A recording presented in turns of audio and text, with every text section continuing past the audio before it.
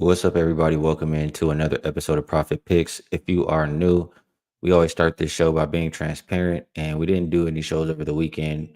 Yesterday, I went 1-1. Saturday, very, very annoying. I think that's the day when I had the Mystics minus 140, closed minus 350, and they lost. So, was not a good weekend for myself, and need to get back on track here today. We are without Rob Veno. Had some technical difficulties, just couldn't get things to work out. So, you guys are stuck with just myself for today. A little bit of a unusual show, shorter show. It will be for this one game Commissioner Cup. So let's get straight to it. I already talked about it a little bit on Wager Talk today. Fever and Lynx opened up minus 4.5 for the Lynx. It's all the way up to 8 now. It continues to climb. Total open 167.5, and it looks like it is down as low as 162. Let's just refresh this injury report because we know there's some important ones there. So for the Fever, Demers Dantes is out. Caitlin Clark is still game time decision. Samuelson and Griffin are both out for the Lynx here. And this one, shout out to the people in the chat too. What up, you Capper? My guy Mark. And dang, I mean already? Oh, you could be there all day, you Capper. Okay, I'll see you later then. But my thoughts on this one, um, I want nothing to do with the Fever, honestly. My honest thought is Caitlin Clark is going to play. It's a meaningful game for her and her teammates. Um, a chance to make a lot of extra money, and I think she'll go out there for her teammates in this game. She wasn't at shoot around this morning, or at least on the court, but that still doesn't mean she's out. We've seen people warm up and get rolled out, people not warming up and get rolled in. I think this is the game where she will play, and if I feel like that, it makes sense to wait to back the Lynx in this game. I mean, when she's rolled in, the line should come back down.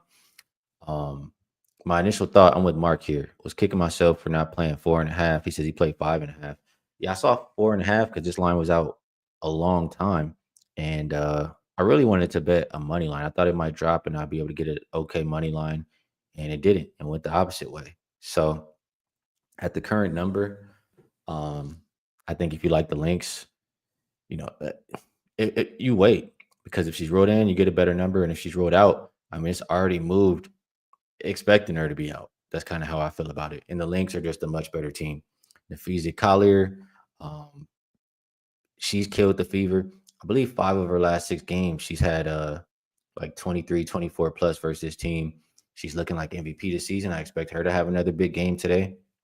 If I'm looking at other players for the Fever, I think regardless if Caitlin Clark plays or not, you could bet on Kelsey Mitchell for either points or threes. She'll shoot a lot, and they'll need them to make the Fever will need her to make them in order to stay into this game. I think Boston's points depends on Caitlin Clark. Like without without Clark on the court, it's just not as good playmakers to help get her the ball. So we've seen her points dip this year about 7 or 8 points. If CC's out, I would go Boston under her points. If CC's in, I would look the opposite, Boston over. And I think those would be the props that I would be looking at in this game. So I told you which way I'm looking at it from a side. If she gets rolled in, I'm going to come back in on the Lynx. Even if she gets rolled in, she hasn't been playing well. I think she's hit one of her last 20 something threes, really bad on the road as well. One at 26 or 22 or something like that. And she's been turning the ball over a lot. So I do like the addition of Ari McDonald. That will help whenever she's off the court because Sid Colson is just not the best offensive point guard. Um, so with all that said, yeah, it's a one-way ticket for me. I can't bet it at the ass end of the line at -8, but if it does come back down with her rolled in, um, very much looking to get in on the Lynx. As far as the total, it's tough because I fully expect the Lynx to be able to name their number. The Fever defense is not good. Lynx has been able to score on everybody. It's the Fever side that I worry about. They were able to get a win versus the Wings, and we know how bad their defense is, but this is just a different story with the Lynx. They can hold any team down, and I could really see the total go either way. If I was playing, it would be Lynx team total over. So those are my thoughts on this game for today. A little bit of a different show, I know, my bad. We're trying to get things to work, just technical difficulties, and couldn't get Rob Veno on here today. Let's see. Jamrock Kicks took a little bit of halftime, full time for the Lynx for them to be winning both. Jeff got a good number on that under. Nice work there, getting the best of the number.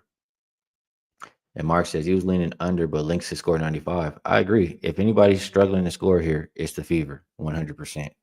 So we're kind of on the same page. All right.